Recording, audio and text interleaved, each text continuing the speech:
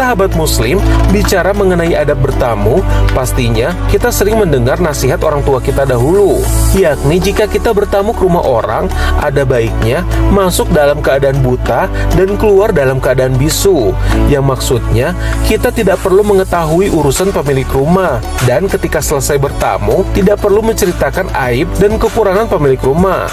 Nah, ternyata nasihat orang tua kita tersebut ada kaitannya dengan adab bertamu yang sangat ketat diatur agama Islam, baik bagi yang diundang maupun yang mengundang tamu, karena bertamu merupakan bagian dari mengikat silaturahmi.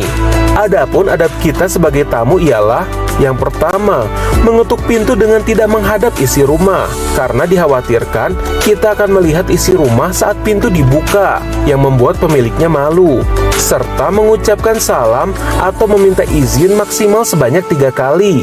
Jika tidak ada jawaban, maka kita diperintahkan Rasulullah untuk pulang dan tidak mengintip isi rumah, serta masuk tanpa izin. Yang kedua, tidak bertamu di waktu nanggung, semisal di waktu sholat atau di jam istirahat, kecuali memang diminta datang pada waktu tersebut, serta tidak mengetuk pintu dengan keras. Bahkan di zaman Rasulullah disunahkan mengetuk pintu dengan kuku agar tidak mengagetkan pemilik rumah. Yang ketiga, disunahkan saat bertamu membawa hadiah atau oleh-oleh, karena hal tersebut dapat membuat senang pemilik rumah dan mengikat tali silaturahmi. Yang keempat, bila akan membawa teman yang tidak diundang, ada baiknya meminta izin terlebih dahulu kepada pemilik rumah. Yang kelima, jika kita diundang seseorang, maka Rasulullah memerintahkan kita untuk datang.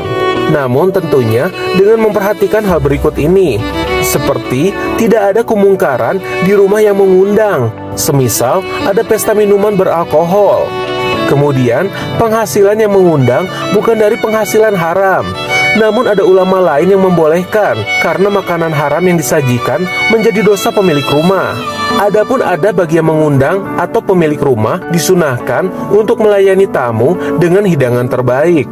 Dan apabila tamu menginap, maka selama 3 hari kita wajib memuliakan mereka. Lalu seperti apa caranya? Mari kita simak penjelasan berikut ini. Alhamdulillah, bisa sekarang kita membahas adab memuliakan tamu. Ya, nah ini menarik sekali. Karena memuliakan tamu, kita harus lihat dalam kondisi dahulu di zaman Rasulullah SAW. Tamu itu tidak sembarangan. Kenapa? Ketika seseorang datang dari jauh ke tempat kita, itu artinya melewati padang pasir, melewati perjalanan yang sangat berat. Karenanya memuliakan tamu pada masa itu, ya, itu diberi waktu memuliakan tamu itu 3 hari. Nah, jadi tamu itu boleh beristirahat, menginap di rumah kita selama 3 hari, dan kita memuliakan mereka selama 3 hari, gitu. Karena apa? Karena tadi perjalanan yang jauh, melewati padang pasir, membawa perbekalan dan lain-lain, ya. Nah, inilah yang kenapa kalau kita pahami, oh iya ya, karena itulah memuliakan tamu itu tidak mudah. Memuliakan tamu itu karena apa? Karena harus melayani dengan optimal sebagaimana yang dicontohkan oleh para nabi. Nabi Ibrahim alaihissalam misalnya, ada seorang tamu yang datang, yang Nabi Ibrahim pikir itu manusia. Kemudian Nabi Ibrahim langsung memotong kambing, ya, memotong kambing dan mengolahnya, dan langsung kemudian menyediakannya kepada para tamunya. Ternyata para tamunya bukan manusia. Kaget Nabi Ibrahim, kan takut. Kok daging selezat ini nggak mau dimakan? Semua yang namanya musafir, semua yang namanya tamu yang dari jauh kan pasti lapar. Tapi kenapa kok nggak dimakan? Ternyata tamu itu menyatakan bahwa dirinya bukan seorang manusia, tetapi malaikat yang mampir ke rumah Nabi Ibrahim, yang tadinya mau datang ke Nabi Lut. Ya, nah itu contohnya bagaimana memuliakan tamu sampai memotong kambing dan lain-lain. Nah, disinilah letak bagaimana adab memuliakan tamu.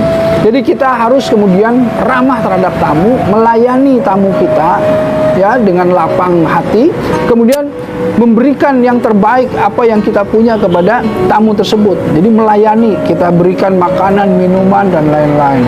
Dan seorang tamu haruslah dia itu sebagaimana seorang mayit. Mayit itu kan diem aja.